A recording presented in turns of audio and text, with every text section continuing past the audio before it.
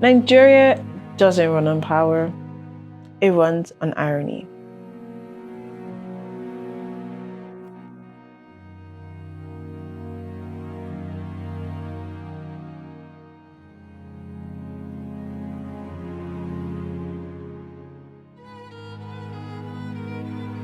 Today, we take a very sad stroll to the northern part of the country, in a relatively quiet state called Benue.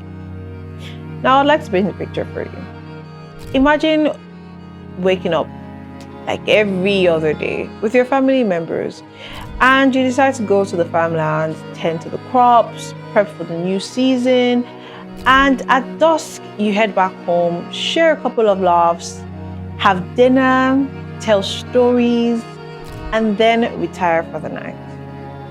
But your sleep is disturbed by the sound of strange men breaking into your house.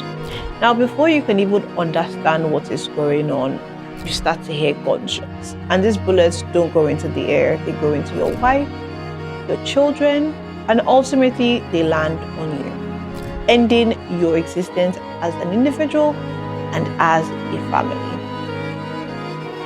This is the sad occurrence that happened on the 13th of June 2025 to people that lived in the quiet state of Benue. Now, Benue has been known to have a history of violence. In the past, they have been attacked by the Boko Haram group. There have also been reports from 2 weeks ago of 25 people dying due to disputes. Now, there's a history to these disputes. Apparently, the farmers there and the herdsmen cannot seem to agree on who owns what. So there is constant dispute over land, over water, and even over resources. That being said though, Benue has become a safe haven to refugees from other parts of the north that happen to have very heavy Boko Haram activities. And these people come to Benue to build up farmlands. They start storing up crops, which they distribute to the other areas of the country. But this made some people very, very angry, and decided to take it out on the individuals. And so what do? They shoot up the people and they burn their properties. There are countless videos showing the impact to some of the survivors. A man lost his wife and kids, one of many, that is. Another pregnant woman who happened to be away for the night came back to the loss of 40 bags of rice. Now, at first, it seemed like the government wasn't going to make a statement on this particular case. But yesterday, the president came out to, speak to how such actions will not be tolerated in the country. And whilst I understand the fact that he cannot be everywhere at the same time, my question is, what is the solution for these people that have been displaced from their houses? How exactly are they supposed to rebuild their lives? What is the plan? Do we have refugee camps? Do we have, organizations that are going to house these people for this time whilst they rebuild their lives? I don't have the answers to this question, but I'm hoping the government will. Something else we've seen, of course, is how everyday people have come out to show their support to these people.